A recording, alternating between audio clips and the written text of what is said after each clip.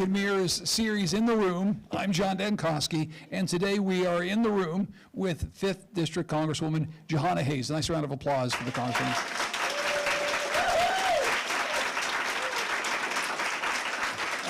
Okay, so before we get started here at the CH Booth Library in Newtown, I'd like to acknowledge the generous financial supporters of the Mirrors in the Room series. Our presenting sponsor, Eversource, amplifying sponsors, CBIA and the Mohegan Tribe, publishing sponsors, CLA, Express Strategies, Hinckley Allen, Rowthorne Law, LLC, and the Causeway Agency. I'd also like to thank all the people that support the Connecticut Mirror by making donations online. If you go to ctmirror.org, there's a little donate button in the upper right-hand corner, and you can make a donation there because that's how you support nonpartisan, nonprofit journalism. That's what we need here in America because it's very hard to keep newspapers alive, public radio stations alive in this environment. So support this independent source of news financially if you can. Thank you so much.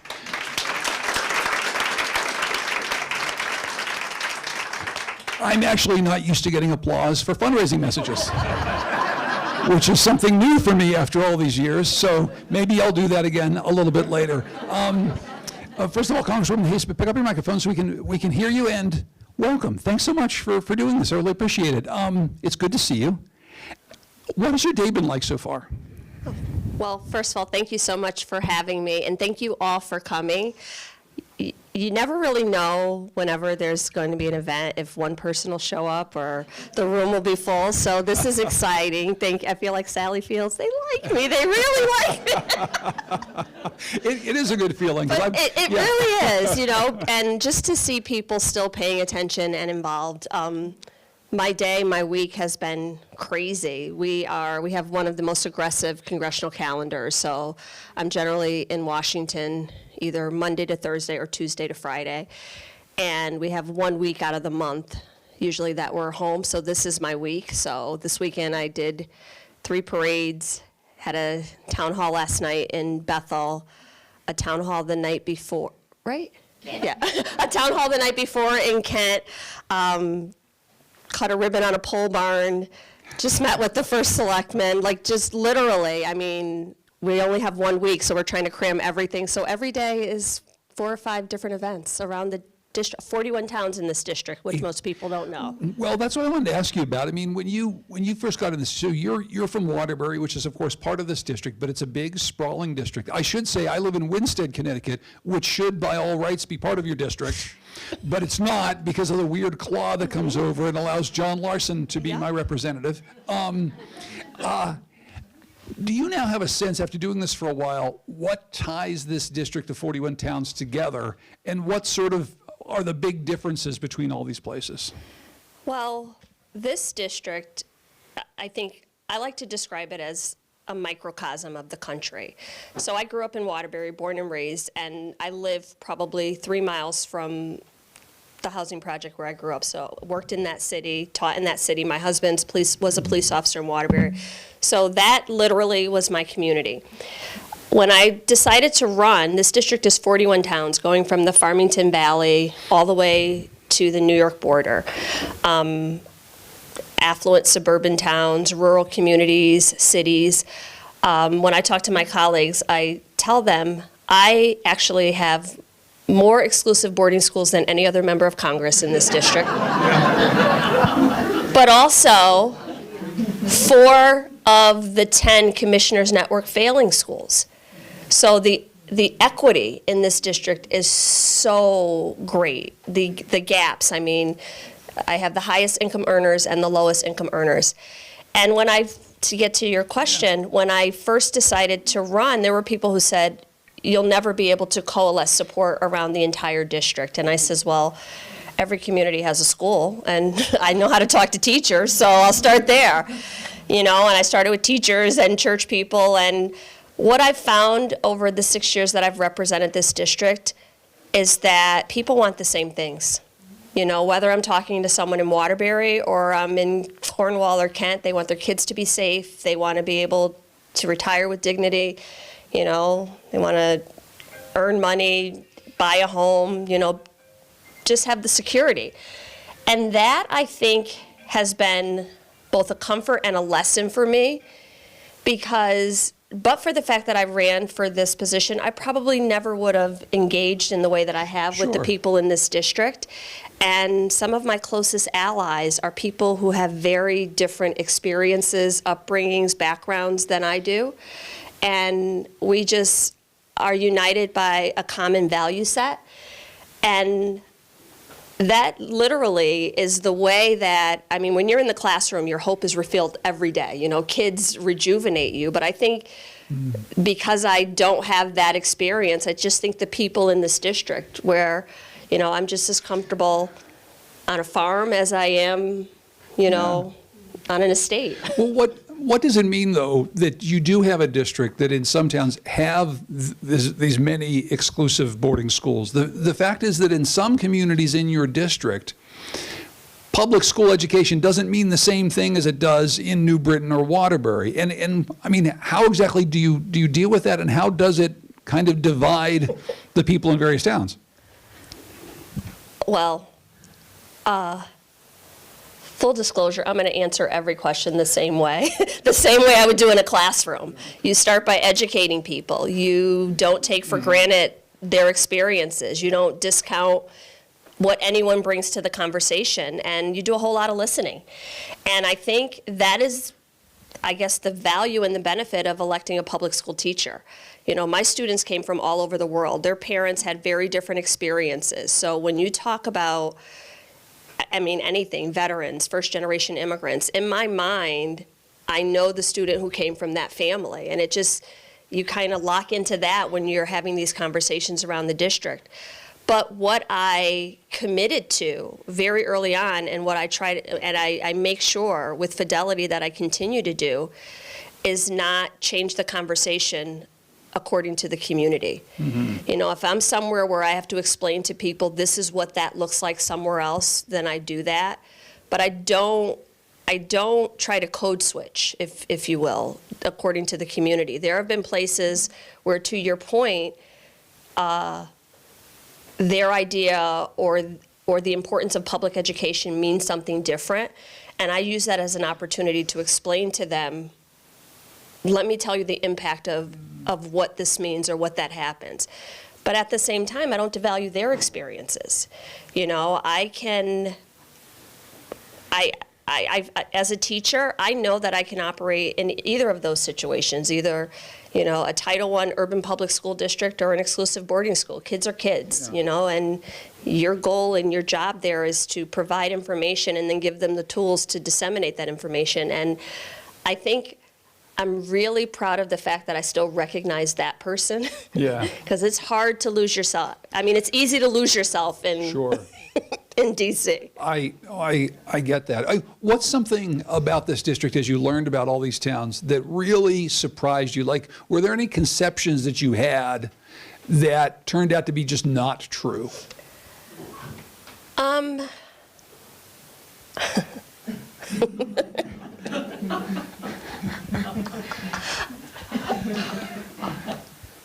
I don't want to make anybody mad at me. Like, I meet all 41 towns. Well, I remember, and this is just an anecdote that came to mind. Yeah. But I remember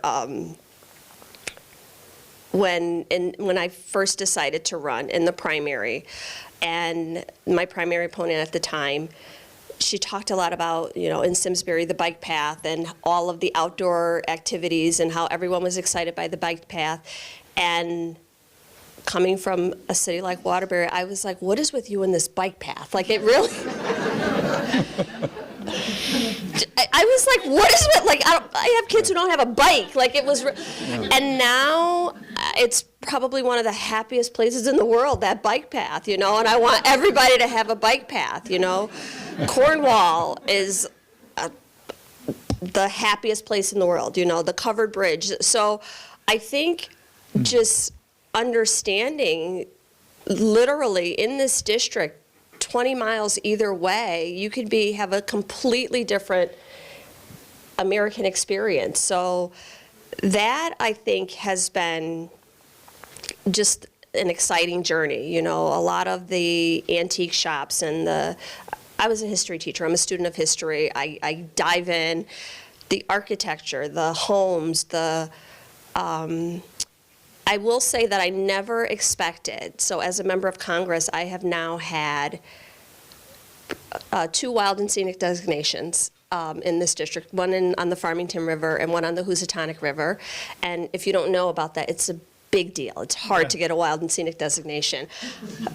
It's a really big deal.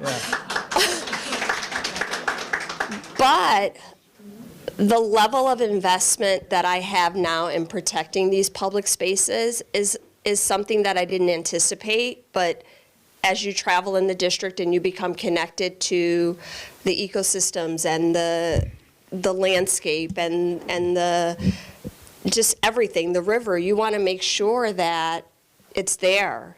And I never imagined, growing up in the city, running for this office, that I would have the level of investment that I do I cared about it, and so we have the conservation dinner coming up, and I remember having a conversation with many of the people who put this dinner on, and I was very invested in air quality and things like that, but for a very different reason. Sure.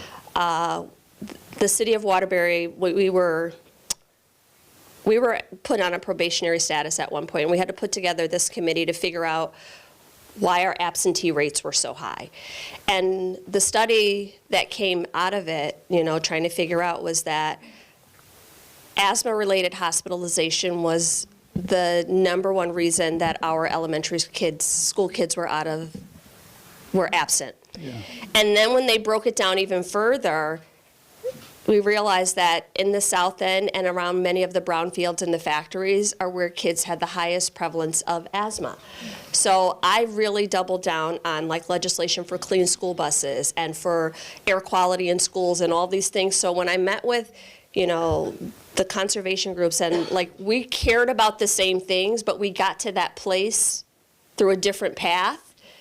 And what I realized is it didn't matter how we got there. Yeah. We were bound by our common interest in protecting our air and water. So this has been just an exciting learning opportunity for me. I'm glad you said that, 'cause that's what I was thinking about, and it's not surprising coming from a teacher that you would be a learner too, but I was a really good student. I was at best a middling student, but I was still Right? a learner. But I was a really good student, right? One of my professors is here. Oh, really? Nice job, Professor. Well, I think one of the things that strikes me, having covered and sat and talked to an awful lot of politicians over a very long period of time, is I think a lot of people arrive in, whether it's Washington or Hartford, it's like they arrive with the idea that they know everything already, and that's why people should vote for them. And just to hear you talk about learning on the job, learning since you took this job so much, that's actually kind of refreshing. But it's weird hearing it from a politician, honestly. Well, it's weird you calling me a politician. I'm a teacher.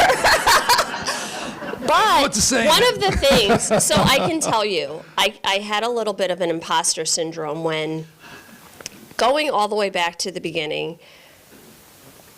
This whole idea felt crazy. I'm going to run for Congress, literally. I had my students were on a Habitat for Humanity trip, and I had been thinking about it. I was like, what, I'm going to do it. But I guess I can say it now because I've won a few times. I've never really expected to win because it was such a Herculean task. I had the jankiest, group of oh, sorry. 75% of whom are here right Yes! now. Yes. No, but in the beginning, it worked itself out, but in the beginning, we had a group of kids who were home for the summer. I remember someone calling and they wanted to make a donation. I was like, how do you make a donation? And one of the kids was like, let me Google. And they were like, you need a link. So literally, we were building the plane. So I just thought if we can make a really good showing, that it'll force a conversation. And then I won. And I had this sense of imposter syndrome. And everybody's going to know everything when I go to Washington. And then I realized that There is no shortage of lawyers, of consultants in Washington, but there are not very many teachers. And a lot of the conversations, like I asked for the Committee of Education and Labor, and someone said, well, you need a backup committee in case you don't get that committee. I was like, that's ridiculous. Why wouldn't I get that? Like, it never occurred to me. They were like, well, you need to pay your dues. You need to. I was like, no, I'm the teacher of the year. Why wouldn't they put, like, it never occurred to me that I wouldn't be on the Committee of Education. And then when I got that committee and realized how few educators, like, it was a shocker to me. Like, you kind of, it's like pulling back the curtain on The Wizard of Oz. I was like, wait, you guys are the ones that were doing this? You've never even been in a school. You know, my second committee, I asked for the Committee of Agriculture, and people says, I don't understand why you want that committee. Do you represent a farming community? I says, well, we have small farms, but everybody eats. Like, that's it. It felt so basic to me, you know, and I said, this is the committee that deals with food and nutrition. Hungry kids don't learn. Somebody here has to be talking about feeding people, and things that felt so basic to me, everyone else was thinking about it in a very calculated way. So I just, you know, learned very early on that no matter what someone else says, nobody has the perspective that I bring. And my perspective, I think, is amplified by the fact that I had 2,000 kids and 2,000 families that I worked with over a decade. And no matter what the issue is, no matter what we're voting on, I can think of a family or a person that's going to be directly impacted. I can think of a kid who literally I know is paying attention to what I just did. And over time, I've learned that there's value in that. Like, we need more teachers. So can we drill down, though, on that idea of, like, when you show up and the people who are on the education committee don't actually know very much about education, like, without, and you don't have to name names, although you're free to, like, give us a sense of what the problem with that is. Like, what is the lack of understanding, not just amongst people on that committee, but just in Congress in general, about, like, what teachers do, what it takes to sit in a classroom and, like, do stuff? I can think of 3 examples Yeah. right off the top. I mean, so many things. I remember during COVID, and we were having, literally, it was very early on. I remember, like, the tennis tournament had been canceled, and they were like, wait, this is big. And we were discussing the first CARES Act, and all of the conversation was around the airlines. The airlines were going to lose business. People weren't traveling. And we were told, you know, we may go to virtual. So literally, it was probably the last in-person meeting before we shut down, and everybody was about to leave. And I was like, wait a minute, where are we going? I says, if schools close, how are we going to feed these kids? And no one had really thought about that. And then a very senior legislator said, well, don't worry, the school districts have already gotten their budgets. I says, yeah, but federal law says you can't take school meals out of a congregate setting. So they were thinking that kids could just take the food home, and I was like, listen to me. I've stayed after with enough lunch ladies and said, walk away so I could take these sandwiches and give them to the basketball team, to know that you can't just move funds around. It's very limited. So we had to go back and change the law so that school districts, at one point, I don't know if you remember, had like pop-up sites where kids could come and pick up lunches and take them home. And then we had to change the law so that parents who receive SNAP could get like benefits, because now their kids would be at home. But the fact that this was a federal law that said you couldn't take school meals off of a school site, and it wasn't top of mind for anyone in that room but me.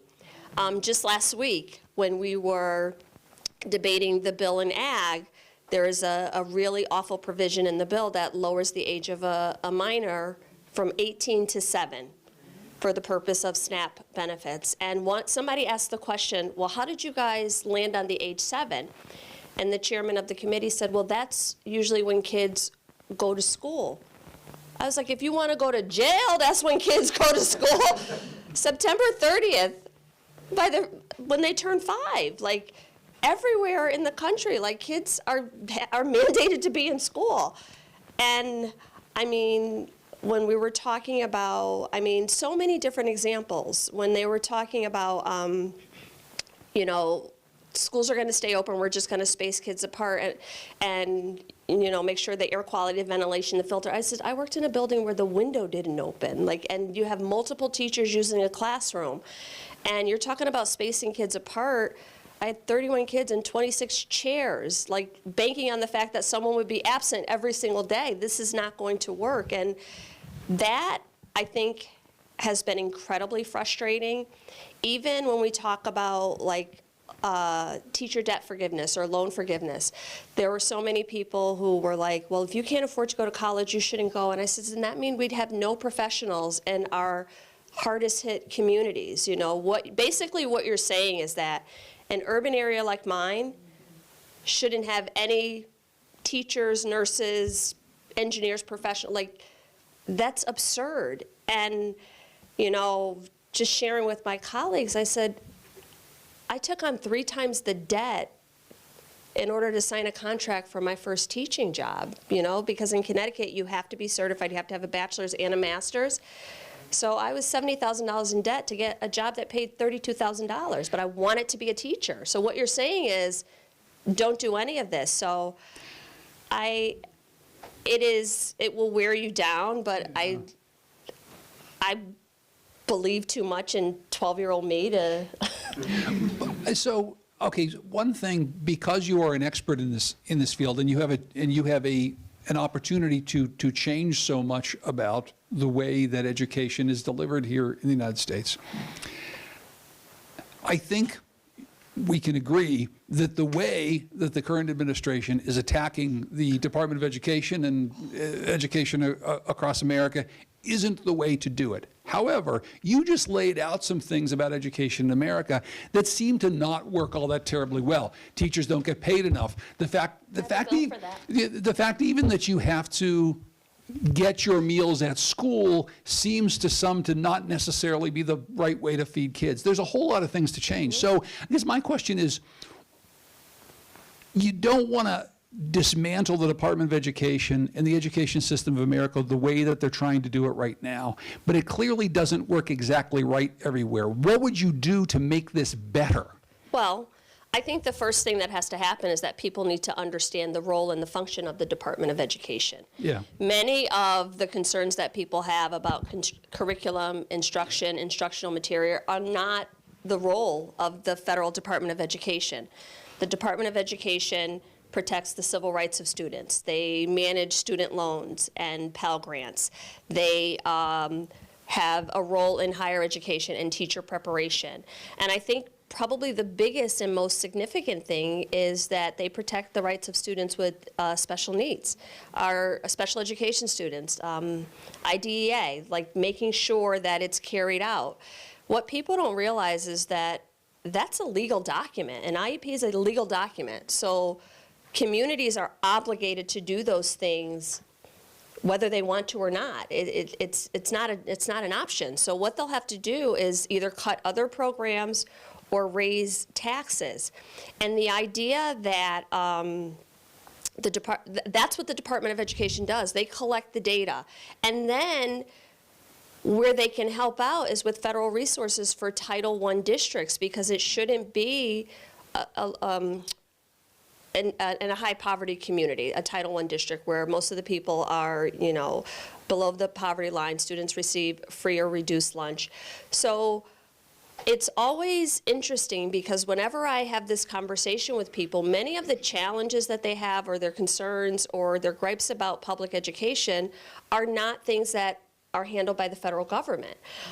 But absent those protections, I fear that the students who need them most, the students who need an IEP, the students who have a civil rights or a discrimination complaint won't get the services that they need. And then I think the other challenge is, I mean, this has been an ongoing conversation for years about dismantling the Department of Education. My follow-up question is always, and then what? Because even when the conversation first began when Linda McMahon said this is her final mission, and they started to lay people off, and they said they're going to move special education services to HHS, which kept me awake for, I mean, Robert F. Kennedy in charge of special education students has made me but I said clearly, back to your previous question, you don't understand how this works, because by April of this year, most school districts are already planning for next year. So if you're saying, don't worry, we'll figure it out, you needed to have it already figured out by the time you're rolling this out. As a teacher, I could never walk into an IEP meeting and say, don't worry, I'll figure it out.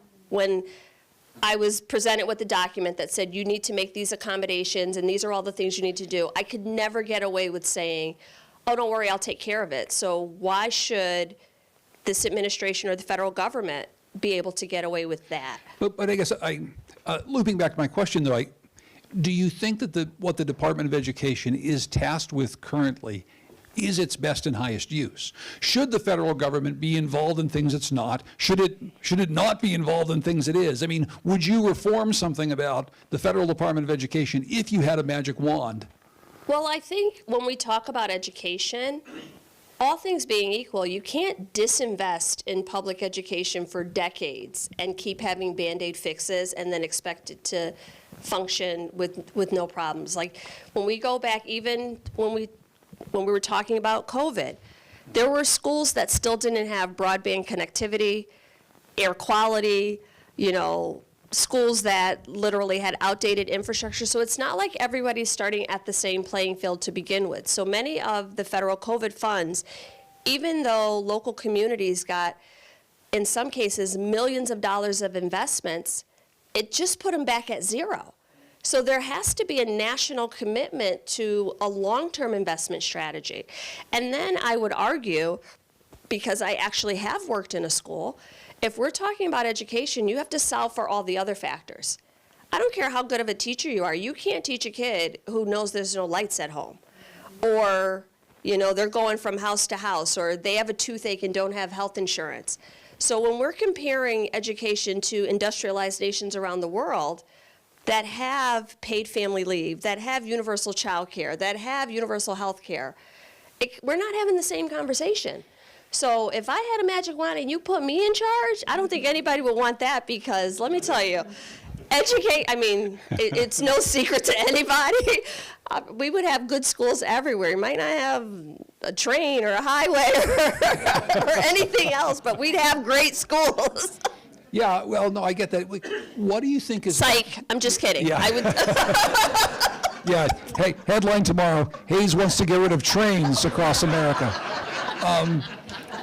But I would definitely, because I understand that if you make those investments and you stick with them, you can't expect for a kid who, right now we have legislation to defund Head Start. You can't plop kids into a kindergarten class with literally no background, no, maternal health care for their mother, no birth to 3 initiatives, and expect them to deal with every traumatic situation in their lives and thrive. Like, you can't have it both ways. So I would definitely, if I had a magic wand, I would make sure that the things that I saw and I dealt with my students, everything from coming to school with an empty stomach to having to worry about sheltering in place and lockdown drills, I would make sure that that was a priority, and not just in words and interviews and tweets, but with actions and investments, and making sure that I carried those things out. So I'll take away your magic wand now and put you back in Washington, though. So as you're having a conversation with your Republican colleagues about, say, a piece of legislation that to you as a Teacher of the Year from Connecticut makes no sense whatsoever, take me through the conversations that you have with your colleagues who maybe come from a different place, maybe don't get it, maybe think that this is an important piece of legislation. How do you talk to them about that? I think I used to have a lot more, I used to be a lot more hopeful in the outcome of those conversations. But what I've learned, I remember when I first got elected and Betsy DeVos was the Secretary of Education, and she was coming before the committee, and before the hearing, she requested to meet with me, which the chairman said, I'm trying to meet with her, she won't meet with me. She wanted to meet with me, and I think she wanted to just bring the temperature down. And I was so excited because I was like, if I could just explain to her why she's so wrong. Like, Because people love that. yeah. Well, if I could just tell her about my kids and about what happens in my school and I remember literally the moment where I was like, oh my God, she already knows.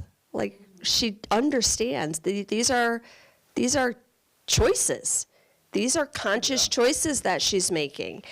And I think I go through many iterations of that with my colleagues because I tell them, the stories of my students. I try to explain to them. We just had a hearing last week where I promised myself I'm not going to speak, I'm not going to speak, I'm not going to speak. And it was about transgender athletes. And I remember I was like, you people are crazy. Like, what do you think is going to happen to these children? Like, that was, because I felt like we have a room full of adults, powerful legislators, who are literally, I just couldn't imagine if I were in a classroom and I had a student, like how crushed they would feel under the weight of all these legislators in this room coming down on them. And I was like, I don't care how you feel about this issue as an adult, as a person with power and agency and advocacy, how are you okay with tearing down a child? And no matter what piece of legislation that comes out of this committee, you can't legislate gay away. So what is going to happen to these children? And that for me felt very personal because you have conversations with people on the sidelines and it feels like you're connecting and you tell them, the implications of their actions and you share a very personal story and they're nodding and we're smiling and we leave and we go inside and we vote and it's like, I thought we were good. So now I have resigned myself to, your vote tells me where you stand on an issue. I don't want to hear empty words. I don't want to hear promises. You can't tell me you care about something and then go in and vote about it and vote differently. So my faith has been tested on many levels, and now it's frustrating when I hear, like the media talk about when there's not you, like the other media. No, appreciate talk that. about like there's a holdout and they're not gonna. I was like, there are no holdouts. They're all going to vote the exact same way they always do, and I feel that way not because I'm a cynic now, but because I've seen them do it over and over and over again. Okay, so can I talk to you about a vote? You made some comments earlier this year as part of a CNN town hall. You said that you regretted voting for the Lincoln Riley Act. It's an act that requires detention of migrants without legal status who have been convicted of certain crimes. I'm wondering if first you could explain why you voted for this act in the first place, and then why you felt later like you had made a mistake.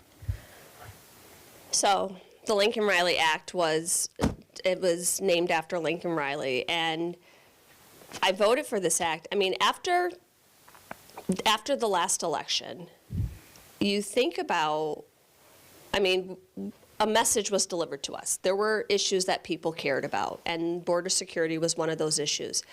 So I really was in a very reflective place over that. And I read through the bill over and over and over again, and there is a provision that set, I should have brought my folder in because I could have read right off my phone. But basically, anyone who, it said accused or convicted of death or injury to a law enforcement officer or to anyone. And that really stuck with me because I said everybody should be able to agree that if someone kills a law enforcement officer, a police officer, a border patrol agent, then they have forfeited their right to pursue immigration status. And that literally, that provision stuck out for me, and I voted for this piece of legislation. In the months since then, and literally, I mean, and I knew, like, everybody was very concerned about the lack of due process, that even if a person is accused, and I think that, thinking that, okay, they have a majority trifecta. The House, the Republicans have the House, the Senate, and the White House. Immigration is their big issue, so they're going to pursue immigration reform. What I've seen, and I knew this, I think I knew it, but I really thought that, you know, we have to try to get some progress made. What I've seen is that just bastardizing those little things, like literally erasing due process to the point where people are being shipped to foreign prisons, and this idea that every person who immigrates to this country for whatever reason is a criminal or a rapist or a murderer. I think I knew it then, but I definitely know it now, that there really was, the intent was not to pursue an immigration strategy. And that provision was not worth the trade-off of what I'm seeing now. And I remember when I said this at the CNN town hall, Caitlin, she asked the question, and I said, I regret it. And she looked like, wait, did she just say? And I mean, as a teacher, as an adult, as a human being, when you're wrong, you say you're wrong. And the idea that in this world, people are just so outdone when someone said to me, you should have never have said that as a woman, it makes you appear weak. I was like, I made a mistake, and if I had it to do over again, I would. People said that to you? Yeah.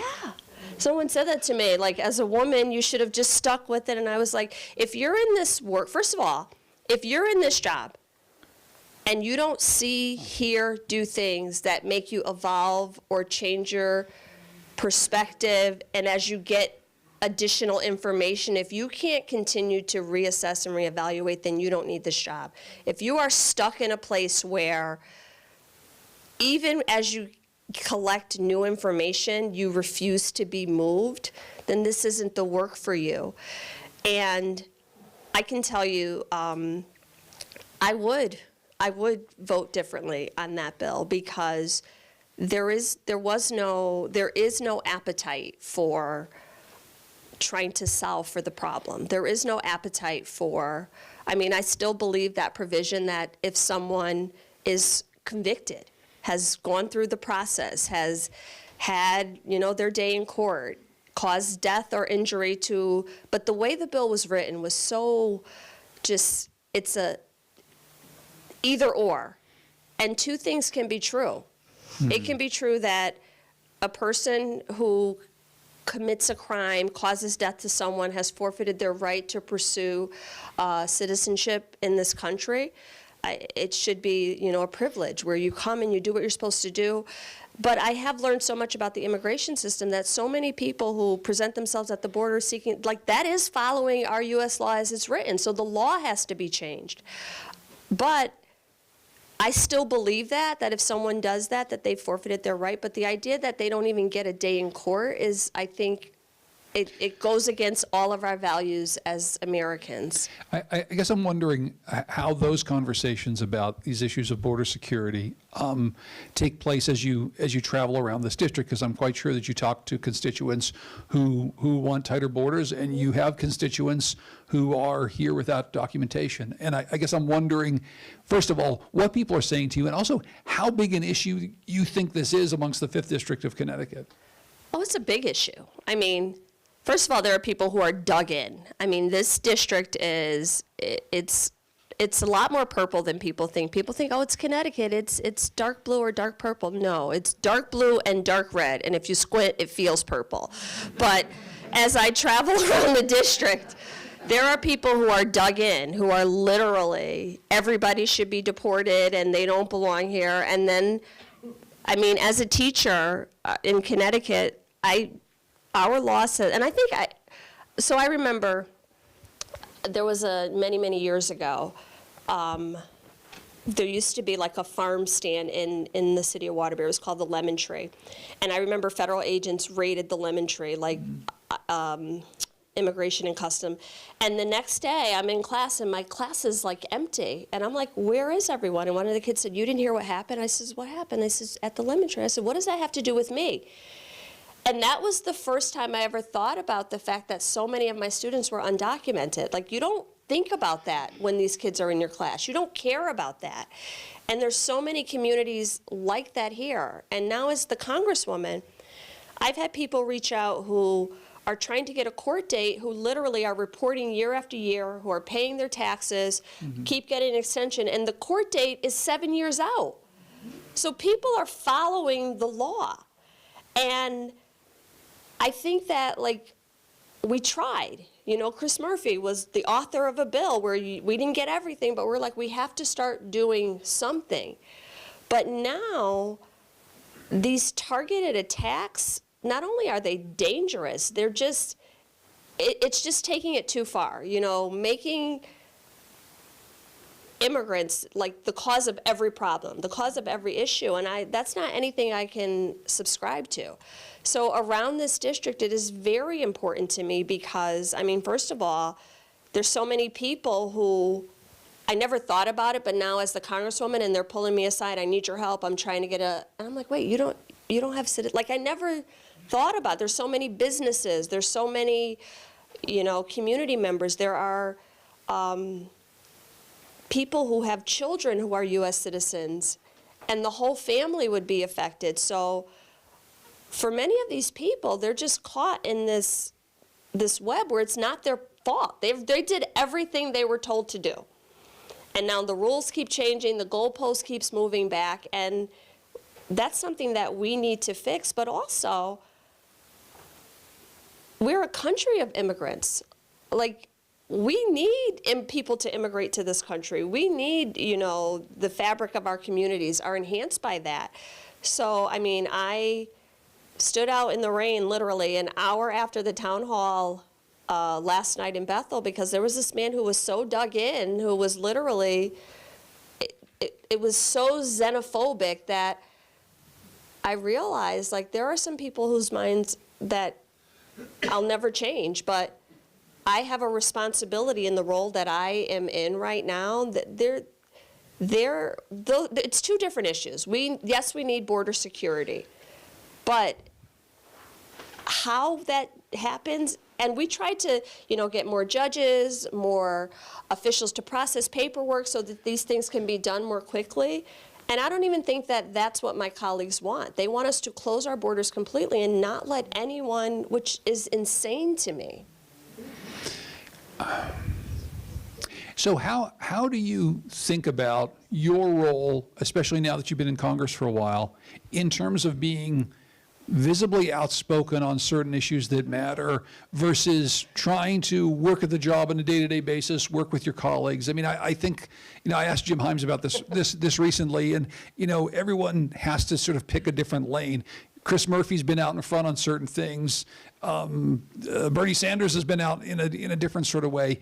Do you and your staff think about, okay, where am I going to place myself in terms of resisting what's happening from the administration, in terms of trying to work with Republicans? Like, how do you think about where you sit in this whole world? Well, I think that even my position there has evolved.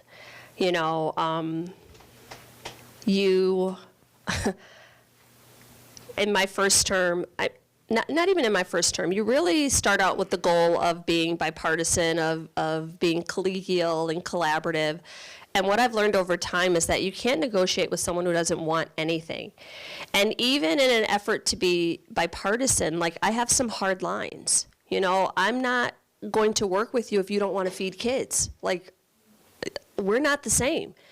You know, and I've seen on so many issues over and over that we're just not the same. And I think today, in this environment that we're in, I mean, I'm going down swinging on all the issues that I care about. Like, I don't feel the runway has shortened. You know, there was a time where I thought, if we can get this, then we live to fight another day and we work. But now everything seems urgent. Like, everything seems like this is the last chance to get it right. So I think that I am a lot more outspoken on issues today than I mean, in this term than I was before. But I think because of the environment that I'm in, I mean, the kids that were in my classroom, much of what we're talking about now, they needed these changes 20 years ago. So 5 years ago was too late.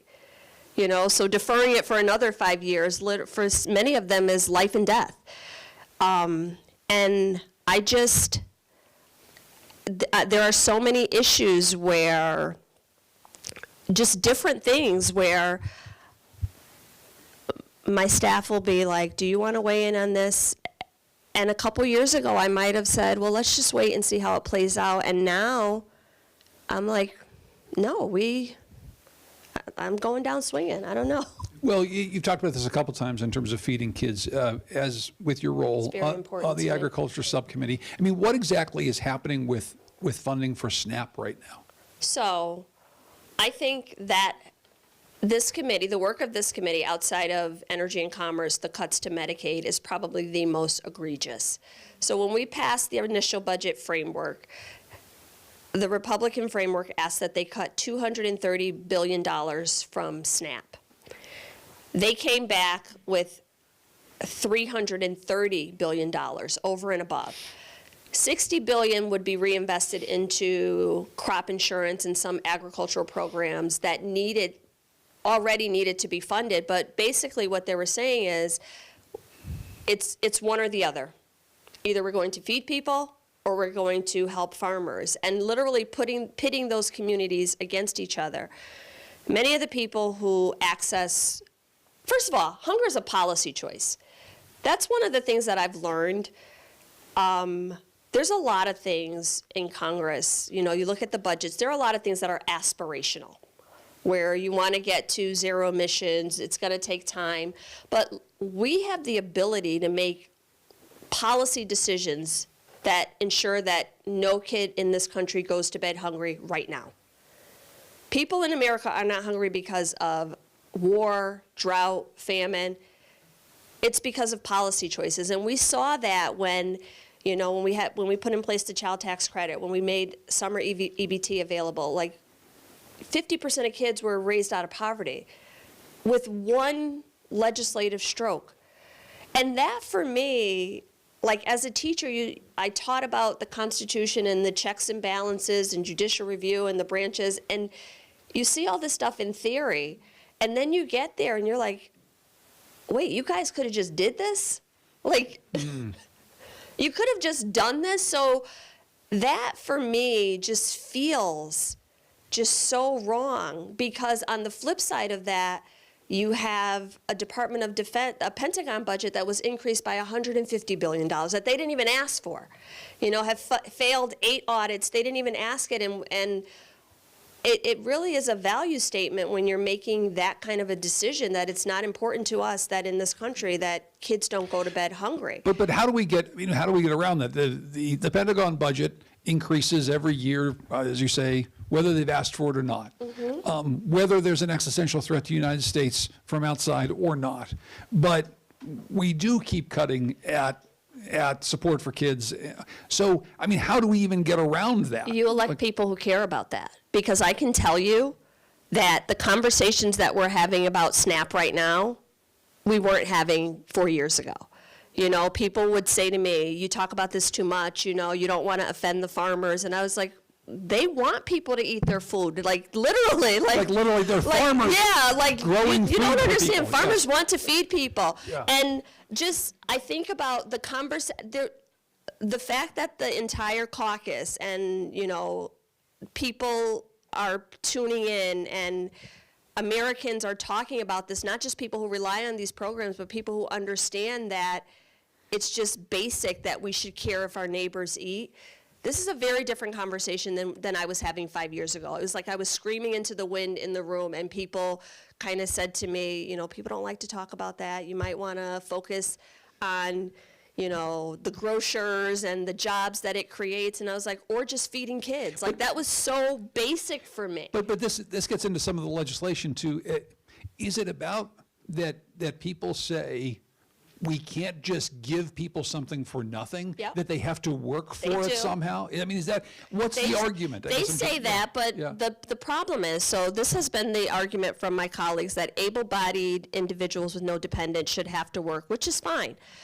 The problem is, there's no workforce development. There's no increased administrative support to process all this paperwork. And the states that have tried this, the paperwork costs have actually been more than the program. But like I said earlier, one of the provisions in this bill was that a minor child was no longer under 18, it was a child under 7.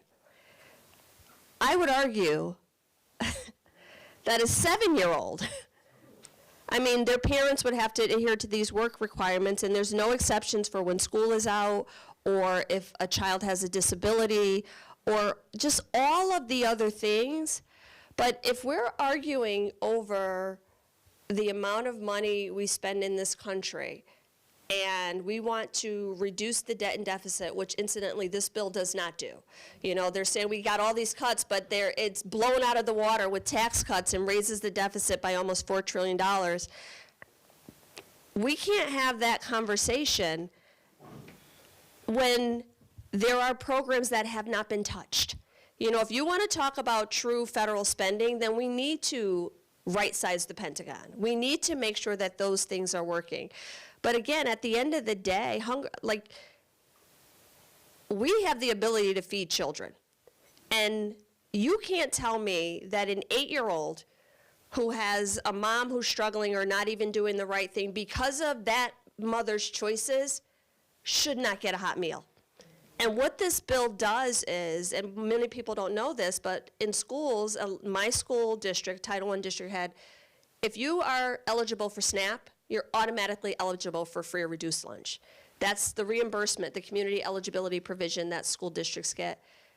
So we're taking food out of the mouths of kids at home and food out of the mouths of kids at school. I did not come to Congress to starve kids. So that for me is one of those, we stay in this room and figure it out. You don't get up and say, we saved $4 billion, but we just threw 7 million kids off of a food safety net program. That is so fundamental to me that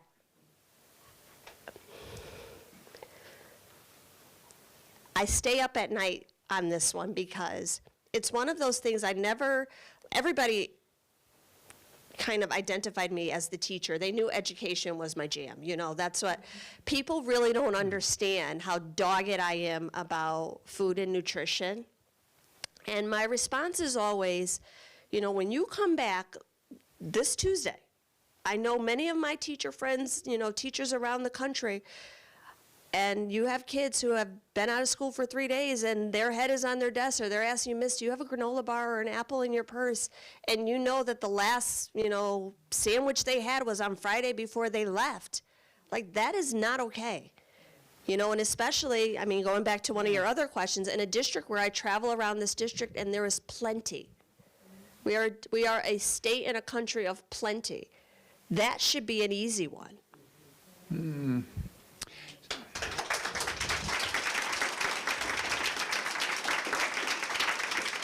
So we're just about out of time. I know, you ran down the time. We're just about out of time, and I would like to ask you one more question. I don't want this next question I'm going to ask you to be the last question I ask you tonight, but I have to ask it. Okay. Somebody who used to hold your job, another guy from Waterbury, who was later governor. He went to prison a couple times. He was pardoned for his crimes by President Trump recently. I'm talking about former Governor John Rowland. I guess I'm wondering, what is your reaction to that?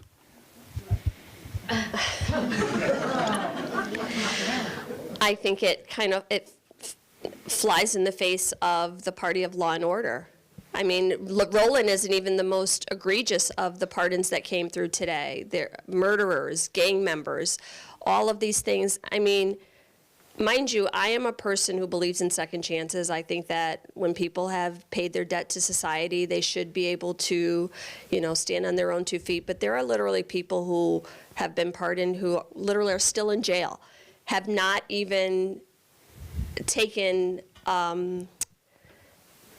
accountability for their actions. We're talking about just using the power of the presidency and the pardon power for political favor. His attorney, the president's attorney, said no MAGA left behind. Like that, the erosion of our institutions and institutional norms makes me believe that on the other side of this, we have to have some different conversations and constitutional amendments and change some laws, because our checks and balances only work if the people in place make them work. These are all very just abstract ideas, but they rely on people. I remember in the first impeachment, the second impeachment, listening to the tapes from Ukraine and my Republican colleagues saying, I think he should have been impeached, but he's not going to run again. And it's like that, you have a different level of responsibility when you hold these jobs. And the fact that you can go to a fundraising dinner and it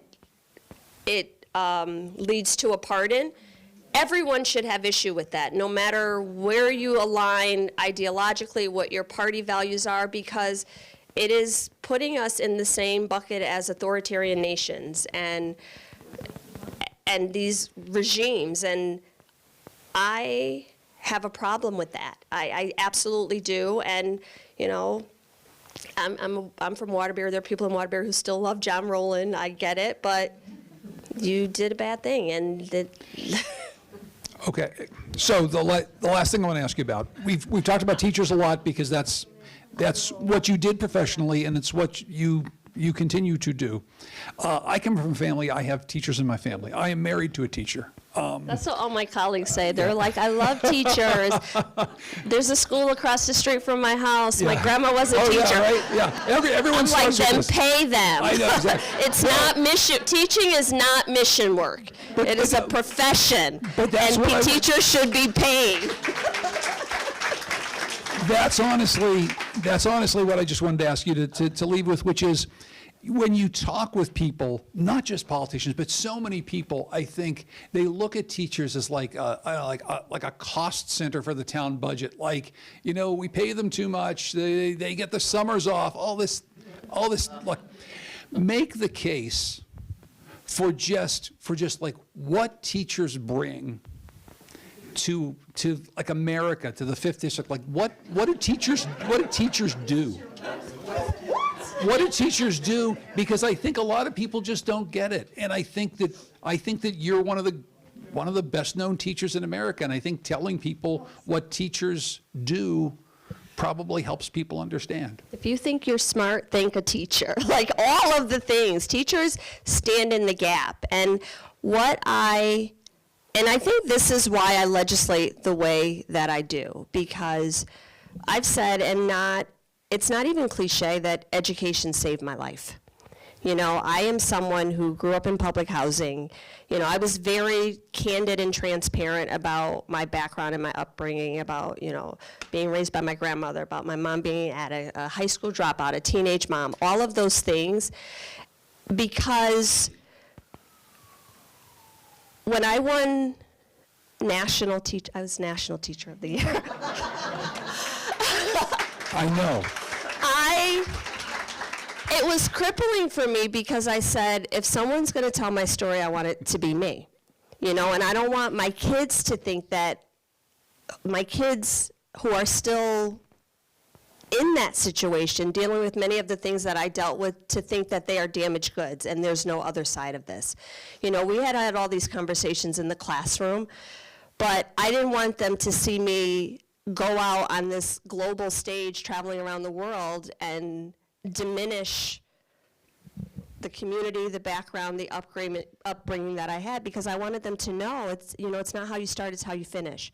And I think that is because of everything I learned about school, I learned at school. Nobody at home was talking about going to college. Nobody at home was feeding into me saying, you can be a teacher. But I knew this is what I want to do, and I don't have people around me that can steer me in the right direction. So many people did that for me. And then when I became a teacher, I found myself doing that for kids, literally saying to them, like, you're not there yet, but I believe in you more than you believe in yourself.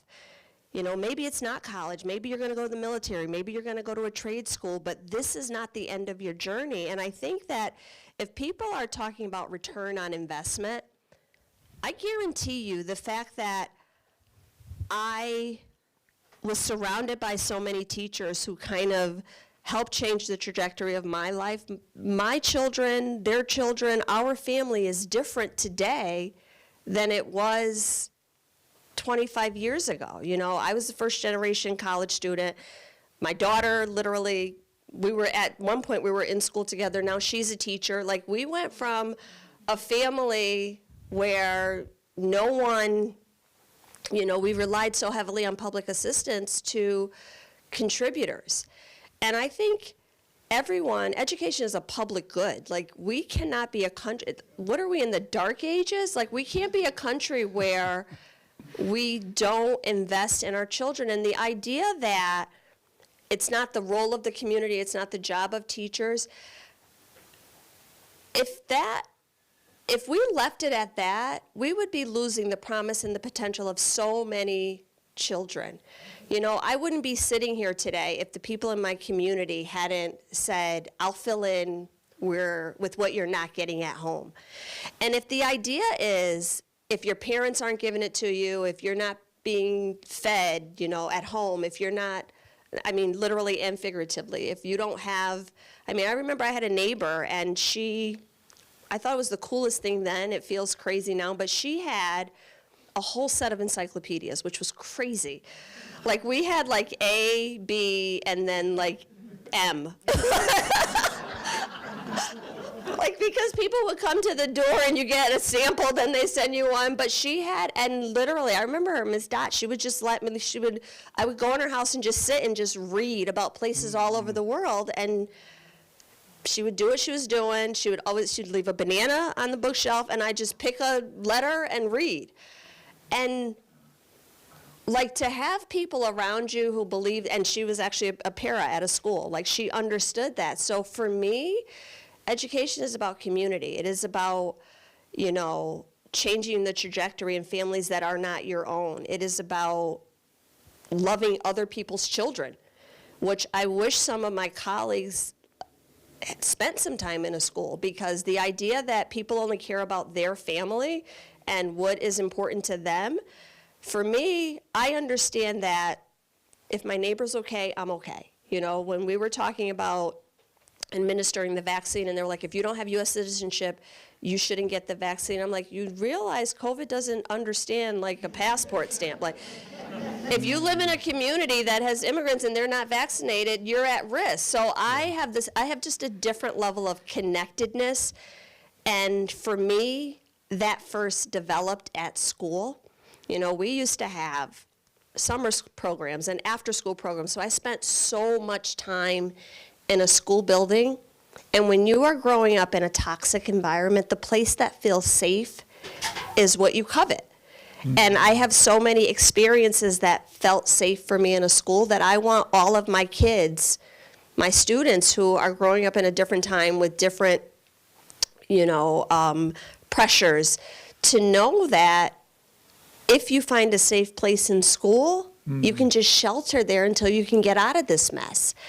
And if, as communities, we invested in that and had those wraparound services right in schools, and kids could literally be planted and grow and thrive, then we could change the trajectory of communities. We can have less people on public assistance. We can make sure that we are lowering crime and people are looking out for each other. But my answer to every question here in Congress, on committee, starts with education, because for me, that's what worked. And I think that if we made those investments, but also, this is your fault, because your last question is about education. But also, many of the people that I'm talking to, many of my colleagues have never had to rely on public education. Yeah. We have a Secretary of Education who, no matter what happens with the Department of Education, it won't affect her kids and her family. We have a president, we have secretaries, we have an administration who will be unaffected by any of these changes. And my argument is my kids deserve a shot too. They deserve an opportunity. They deserve a chance, literally, to at least try to be better. And if you close all those doors and eliminate all those chances, what do you think is going to happen to kids? What do you think is going to happen to our communities? Crime will be up, homelessness, like all of the things that depress communities will continue if kids decide at 9 years old that the world has discarded me and there's no reason to even try.